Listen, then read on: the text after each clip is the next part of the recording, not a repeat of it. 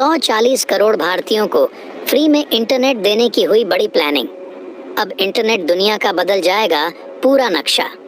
दोस्तों, जिस तरह से प्राइवेट टेलीकॉम कंपनियां, वो चाहे एयरटेल हो, जियो हो या फिर वीआई ही क्यों ना हो, अपनी मोनोपोली 140 करोड़ भारतीयों पर चला रही हैं। जब चाहे इंटरनेट का दाम बढ़ा देती है, जिसकी वजह से आम जनता पूरी तरह से टूट चुकी है। और अभी हाल ही में जिस तरह से अचानक इंटरनेट का दाम बढ़ा है, उसकी वजह से भारतीय आम जनता और ज्यादा परेशान हो चुकी है। और ये टेलीकॉम कंपनियों ने लोगों को इस तरह अपने जाल में फंसा रखा है कि उस जाल से निकलना लोगों के लिए नामुमकिन हो चुका है। लोग इतना ज्यादा एडिक्ट हो गए हैं कि इंटरनेट के बिना एक सेकंड भी नहीं रह सकते। और यही मजबूरी का फायदा टेलीकॉम कंपनियां उठा रही हैं। लेकिन अब डेटा की दुनिया का बादशाह एयरटेल जियो का मार्केट क्या बीएसएनएल खा सकता है? दोस्तों, यह बात सुनने में आपको अजीब लग रही होगी, क्योंकि बीएसएनएल से ज्यादा एक्सपेक्टेशन आज के भारतीयों को नहीं है। बीएसएनएल ने अपनी सर्विस हमेशा लोगों को खराब ही दी है। नेटवर्क इशू हमेशा देखने को मिला है, इसलिए इस तरह का सोचना स्वाभाविक है। लेकिन दोस्तों, मार्केट में हुई है कुछ ऐसी खलबली जिसके बाद बीएसएनएल फिर से ट्रेंड करने लगा है। बीएसएनएल नया जियो बन सकता है, लेकिन उसके सामने कुछ चैलेंज आने वाली हैं। आज के इस वीडियो में समझेंगे किस तरीके से मोबाइल कंपनियां लंबा पैसा चूसने की फिराक में हैं हम मोबाइल यूजर्स से, और कैसे बीएसएनएल हमको इस परेशानी से उबार सकता है और देश के लिए बड़े पैमाने पर रिसोर्सेज और रेवेन्यू जनरेट कर सकता है। तो दोस्तों, पूरी खबर क्या है जानेंगे इस वीडियो में। लेकिन उससे पहले बीएसएनएल के इस काम के लिए इस वीडियो पर एक लाइक तो बनता है। फटाफट वीडियो को लाइक कर दीजिए। दरअसल दोस्तों, कुछ समय पहले एक खबर सामने निकल कर आई थी, आपने सुनी होगी। भारत की प्रमुख टेलीकॉम कंपनियां एयरटेल, जियो और वीआई जो अपना अच्छा खासा फीस लेते थे, जो टैरिफ लेते थे, उसे बढ़ा दिया था। मतलब डेटा महंगा, फ़ोन का रिचार्ज महंगा, यानी कि 10% से 27% तक की वृद्धि। ज़रा सोचिए, 27% तक वृद्धि आपके टैरिफ चार्जेस, यानी कि जो रिचार्ज 100 रुपए का मिल रहा था, अब वो 127 का मिल सकता है। अब सवाल ये उठता है कि आखिर इन कंपनियों ने अचानक अपनी प्राइसेस क्यों बढ़ा दी? इसके पीछे की उगाही करने की और इन कंपनियों ने एक बेहतरीन प्लान बनाया, एक ऐसी टर्मिनोलॉजी बनाई इन पैसों को वसूलने का आम जनता से।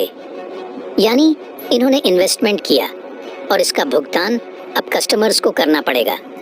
दरअसल दोस्तों, इन कंपनियों ने जिस टर्मिनोलॉजी को अपनाया है उसका नाम है ARPU, यानी एवरेज रेवेन्यू पर यूज़र। यानी एक व्यक्ति से एवरेज कितना कमा लेती हैं कंपनियां। तो ज़रा आंकड़ा सुन लीजिए। अगर जियो की बात करें तो जियो 181 रुपये प्रति यूज़र कमाता है। एयरटेल 209 रुपये प्रति यूज़र कमाता है। वीआई का थोड़ा कम है, यानी 135 रुपये। तो दोस्तों, एयरटेल ने टारगेट रखा है, जो 209 रुपये ले रहा है वह कम से कम उसका एवरेज रेवेन्यू पर यूज़र जो है वह 300 हो जाए। अब बाकी कैलकुलेट कर लीजिए, जियो कितना बढ़ाएगा और वीआई कितना बढ़ा सकता है। तो अब मार्केट से उगाही शुरू हो चुकी है।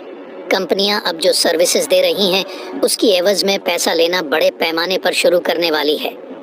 वहीं देखा जाए तो जो यूज़र इस्तेमाल करते हैं उनका बेस बड़ा नहीं हो रहा है, लेकिन नए मोबाइल यूज़र निकलकर कम मात्रा में आ रहे हैं। जैसे आज से 10 साल पहले होता था, उससे स्पीड अब कम हो गई है। ऑलमोस्ट सभी के पास मोबाइल पहुंच चुका है। तो यूज़र बेस नया नहीं बन रहा है। और इन कंपनियों को ऐसा करने की ज़रूरत इसलिए पड़ी क्योंकि अगर वह पैसा नहीं लेंगे तो वह अपनी सर्विस अच्छे तरीके से यूज़र तक नहीं पहुंचा पाएंगे। दरअसल इसके लिए नए इंफ्रास्ट्रक्चर को डालना पड़ेगा। 5G इंफ्रास्ट्रक्चर डालने के लिए 5G हर जगह पहुंचाना होगा। इसमें पैसा लगेगा, अच्छी खासी लागत लगेगी। तो इसीलिए पैसा निकालने के लिए यूज़र से पैसा लिया जा रहा है। लेकिन ये जो हाइक हुई है, प्राइसेस बढ़ी हैं, इसने मोबाइल यूज़ को काफ़ी महंगा बना दिया आम आदमी के लिए।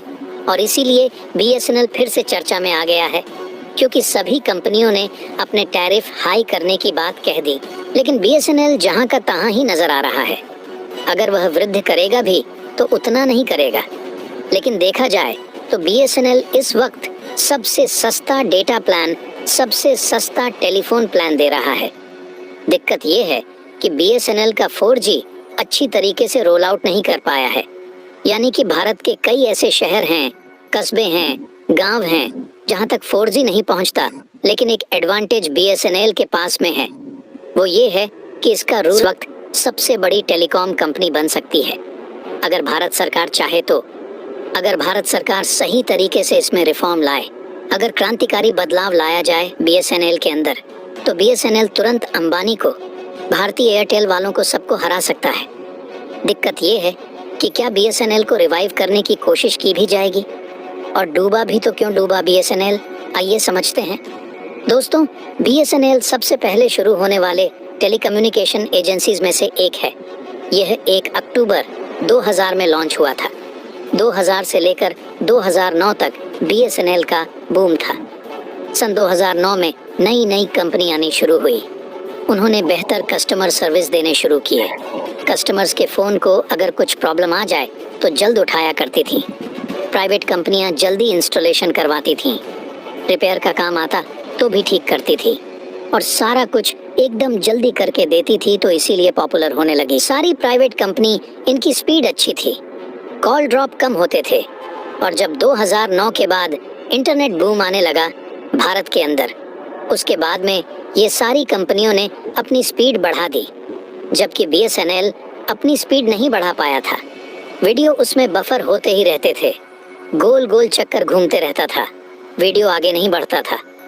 अभी भी कई जगह ऐसा सिचुएशन है जहां BSNL की स्पीड बेहद स्लो है, जबकि इंडिया में 5G तक रोल आउट हो चुका है। टेक्नोलॉजी का यह लैग, यानी पुअर कस्टमर सर्विसेज, उसमें खराबी, और 4G को पूरी जगह अप्लाई न कर पाना, ये सारी चीज़ें बताता है कि क्यों BSNL से लोग जो हैं छोड़कर जा रहे हैं। हर साल मिलियंस जो मोबाइल यूज़र हैं वो BSNL से शिफ्ट होकर के एयरटेल जियो या VI में जा रहे हैं, और ख़ासकर जो गांव से शहरों की तरफ आते हैं वो पहुंचा देगा, और 2025 तक वह फ़ायदा पहुंचाने की कोशिश करेगा। अगर ऐसा होता है और इसमें खरा उतरता BSNL, तो डेफिनेटली लोग BSNL की तरफ शिफ्ट हो सकते हैं। लेकिन फिर वही बात आ जाती है, प्रॉपर स्पीड अगर नहीं दे पाया, 4G बोलने के बाद भी नहीं दे पाया, 5G बोलने के बाद भी नहीं दे पाया, कंज्यूमर्स की प्रॉब्लम को कॉल सेंटर वाले जल्दी फिक्स नहीं कर पाए, तो ऐसी स्थिति में BSNL आगे नहीं बढ़ पाएगा। लेकिन इस समय BSNL के पास गोल्डन अपॉर्चुनिटी है, जहां सारी प्राइवेट कंपनी ने अपनी प्राइस को बहुत ज़्यादा बढ़ा दिया। लोगों को ज़्यादा डेटा इस्तेमाल करने की आदत पड़ चुकी है, तो उन्हें ज़्यादा पैसा खर्च करना पड़ेगा, यानी लोग काफ़ी दिक्कत में हैं। तो ये लोग रोल बैक कर सकते हैं BSNL की तरफ। और अब BSNL ये अच्छी तरह से जान चुका है कि इंटरनेट की दुनिया में कैसे भूचाल लाना है, इसलिए BSNL अब बड़े लेवल पर 4G टावर लगाना शुरू कर चुका है। ऑलमोस्ट ये काम अब कंप्लीट ही होने वाला है। इससे देश के बड़े एरिया तक BSNL का 4G नेटवर्क पहुंचने की राह आसान हो जाएगी। खास बात है कि BSNL जहां भी अपने नेटवर्क को अपग्रेड कर रही है, उसे भविष्य में 5G में बदलना आसान होगा। BSNL उन ग्रामीण इलाकों में 4G सर्विसेज को पहुंचाना चाहती है जहां किसी और कंपनी की सर्विस नहीं पहुंची है। मकसद उन इलाकों तक कनेक्टिविटी पहुंचाना है जो सुविधाओं से पीछे हैं। जो यूजर्स अभी 2G और 3G नेटवर्क से जुड़े हैं, उन्हें 4G नेटवर्क पर लाया जाएगा। अगर BSNL ने जो प्लान बनाकर रखा है, पूरे भारत भर में कोई भी ऐसा इलाका न बचे जहां BSNL मौजूद हो और 4G न मिले। अगर यह करने में कामयाब हो गया BSNL, तो BSNL हिट हो सकता है। अगर गवर्नमेंट ने फाइनेंशियल सपोर्ट अच्छे से कर दिया तो डेफिनेटली BSNL उभर सकता है। तो दोस्तों, इसके बारे में आपका क्या कहना है, कमेंट बॉक्स में ज़रूर बताइएगा। तो दोस्तों, जय हिंद।